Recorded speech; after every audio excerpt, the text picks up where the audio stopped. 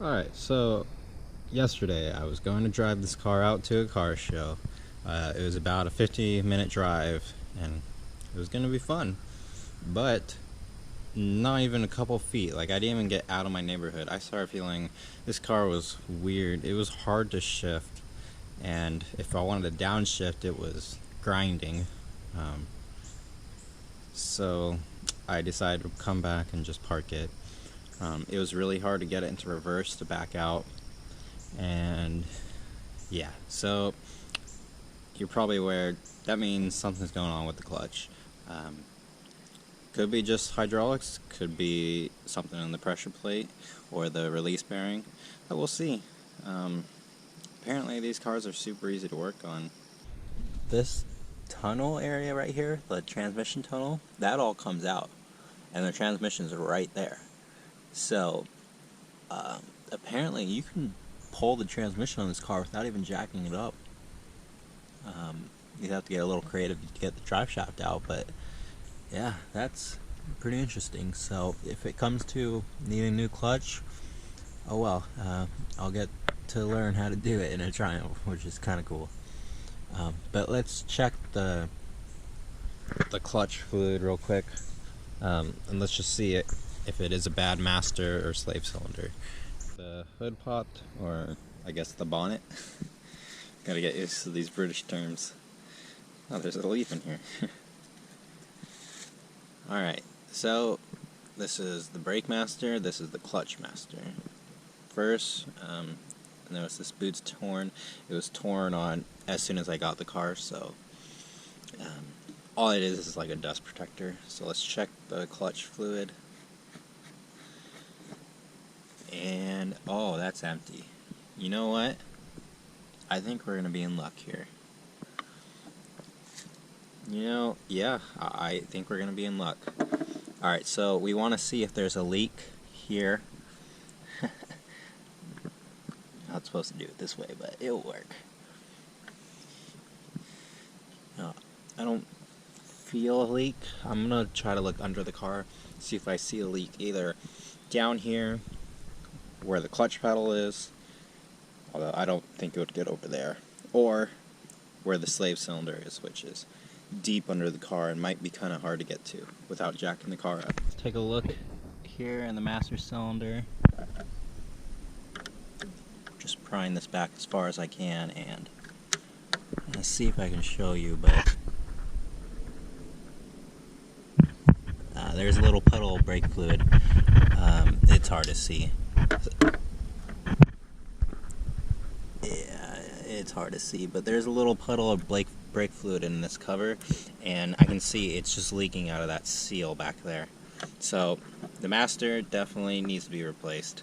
Alright, got you on my phone here. Underneath the car you can see this exhaust. Yeah, that's the exhaust. It's just soaked in brake fluid. So I'm going to try to get an angle up, but I can't really see anything. I'm just laying on the ground with the car on the floor.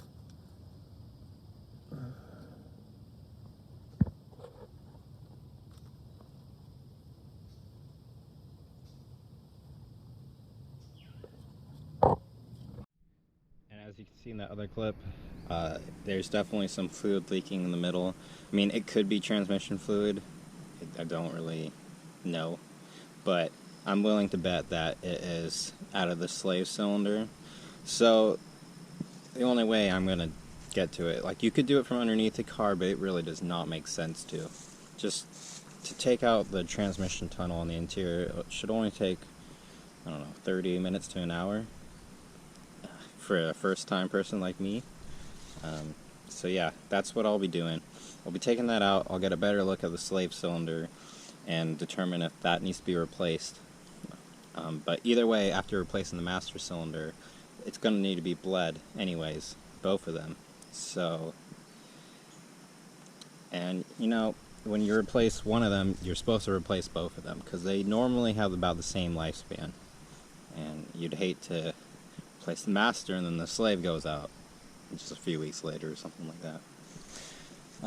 But I'm not going to take the tunnel off today, just because I have this car outside, and until I can get it in the driveway where I have my dehumidifier going and it's just away from bugs and stuff, I'm just not gonna mess with it. So looks like I'll be ordering at least a master cylinder. If there's like a deal where you get both of them, then maybe I'll just do that. But more than likely I'll end up replacing both of them. But yeah, that's the plan. I got a car in there that will be in the next video. I'm just waiting on a part to come so I can finally wrap it up and post the video of it all together, and then I can put this car in there and begin working on it. So we got a lot to do.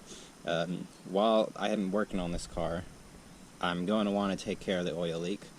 It's leaking out the valve covers pretty good, or the valve cover pretty good, and I'm sure it's leaking out of the oil pan gasket. That's what the people that I got the car from told me.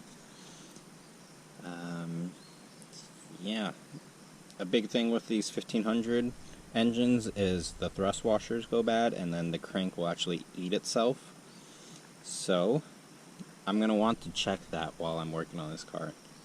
I want to check the end play of how much the crank actually moves in the engine, and if the thrust washers need to be replaced, drop the oil pan, put new ones in, and we'll figure out how to do that. So basically now is as good a time as ever to get all this maintenance done, and then plus an obvious oil change. And then another thing that I would hopefully want to do, I don't know if I'll actually end up getting to it, getting rid of the evap canisters. I'm not going to use this stuff. I won't ever need this stuff. This car is staying out here away from California land. I would probably keep them, like, just in case, or if I ever sell it I can give it to the next guy. But these actually, these go for a decent amount of money for those people in California with Triumphs that need to get it to pass smog.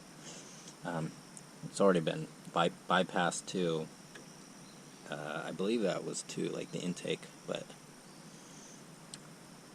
yeah, if I have time I'll remove those. And then I think that's it for maintenance for now. They pointed out this, but I would have to remove the coolant and bleed the system, so I don't really want to. This is for the heater core. As it is right now, it's pinched, so the heat really doesn't work, but that's fine. That's something I can always fix down the line, and then clean up these little bends and all that. Just grossness.